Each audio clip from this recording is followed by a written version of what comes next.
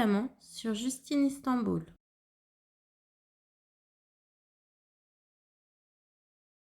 Du coup, on dit au revoir au Lou Denise, on se met en route, on va aller prendre un bus pour aller à Fêtillier.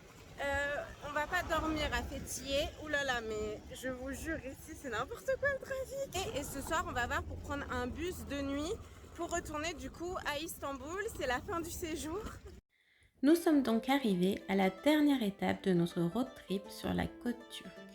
Après avoir partagé notre petite déception concernant la ville de Ölüdeniz, certains d'entre vous m'ont écrit pour me dire que eux restaient à Fethiye et allaient seulement visiter la plage de Ölüdeniz le temps d'une après-midi.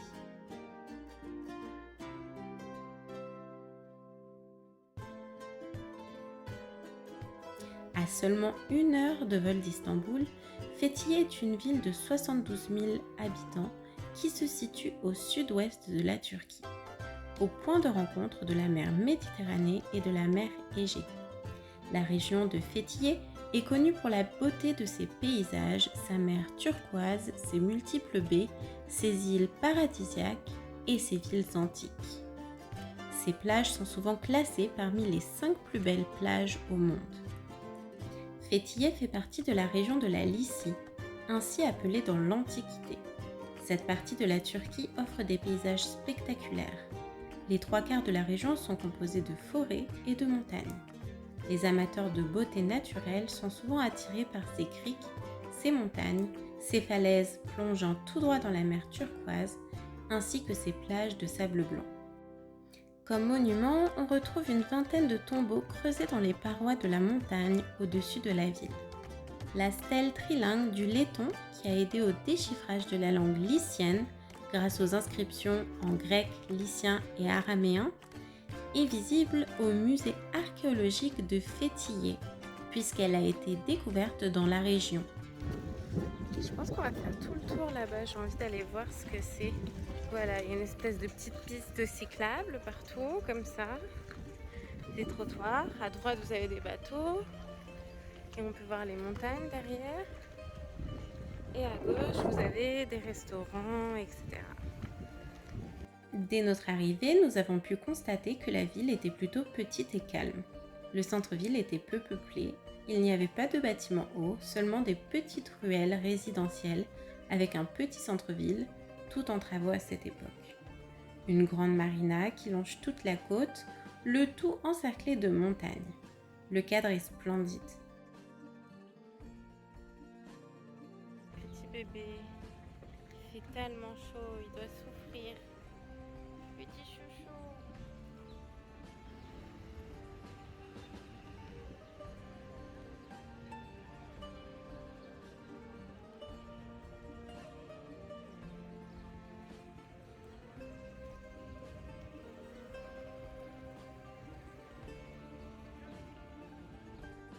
On va aller visiter le Old Town. Donc c'est la vieille ville.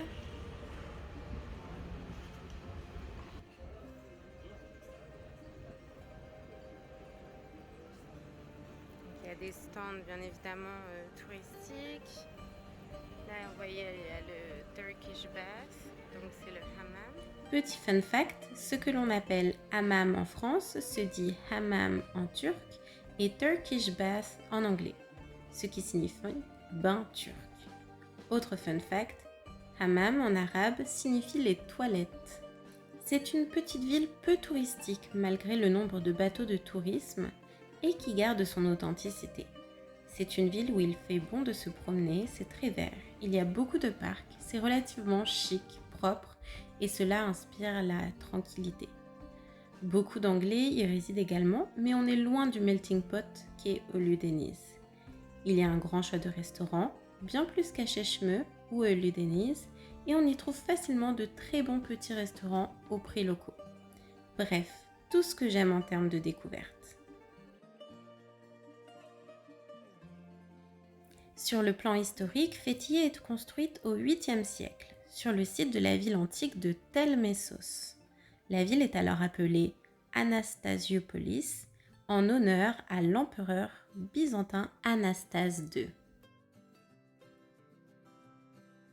En 1284, la ville est prise par les Menteşeğirleri, qui est la plus ancienne principauté d'Anatolie.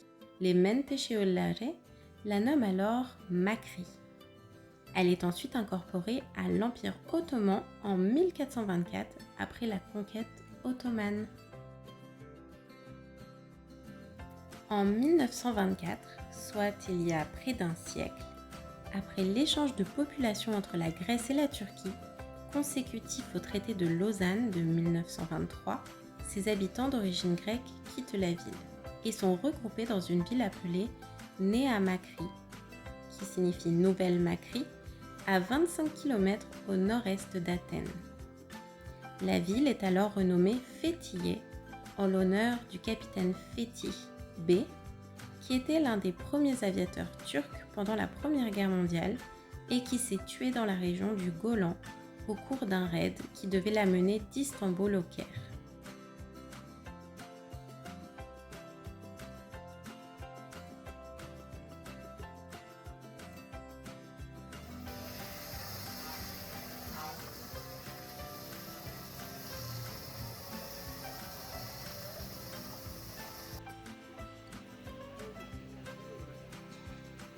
Voilà, avec tous ces tapis, etc.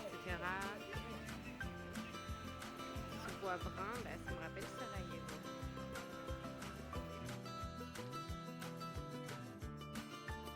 La ville de Fethiye a vécu de nombreux tremblements de terre au cours de son histoire. Des monuments qui étaient encore bien visibles au XIXe siècle sont aujourd'hui très endommagés en raison des derniers tremblements de terre destructeurs survenus en 1856 et 1957. Fethiye, c'est aussi le départ d'excursions vers les îles de la mer Égée et pour les plages comme celle du Lagon Bleu ou de Ölüdeniz. Le lagon est dominé par le mont Babada, qui s'élève à 1975 mètres et dont certaines de ces îles servaient d'escale pour les navires qui emmenaient des pèlerins vers la Palestine jusqu'au XIIe siècle. Des vestiges d'églises, de tombes et de maisons sont témoins de cette période.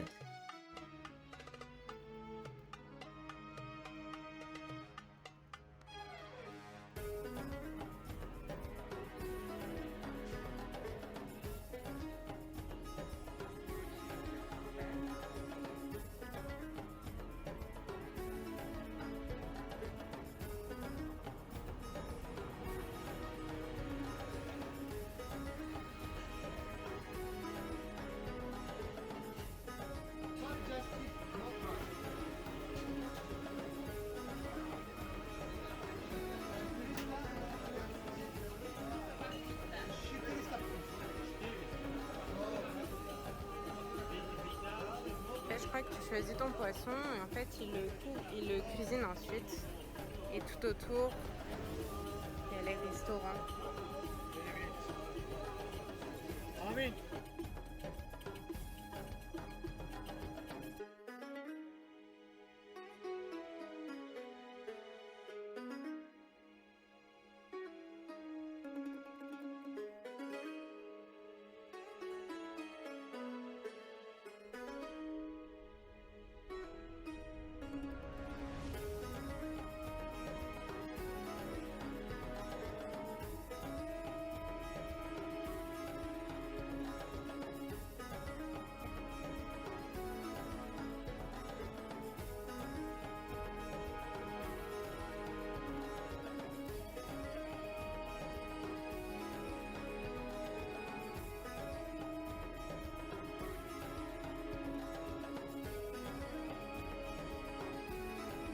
On finit donc le séjour en beauté avec une magnifique journée à Fethiye. Fethiye est une ville vraiment très jolie, pleine de charme, très authentique et je remercie tous ceux qui me l'ont conseillé. Effectivement, je vous conseillerais de rester à Fethiye et si vous souhaitez aller à Ölüdeniz, à la limite d'y aller y passer l'après-midi. Vous pouvez également visiter les plages tout autour qui sont vraiment somptueuses.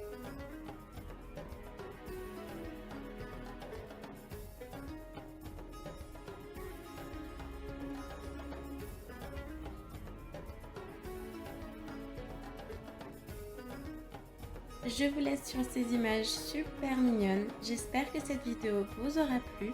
Si c'est le cas, n'hésite pas à t'abonner, à me mettre un petit like et pourquoi pas à partager. Et je vous dis à très bientôt pour de nouvelles vidéos.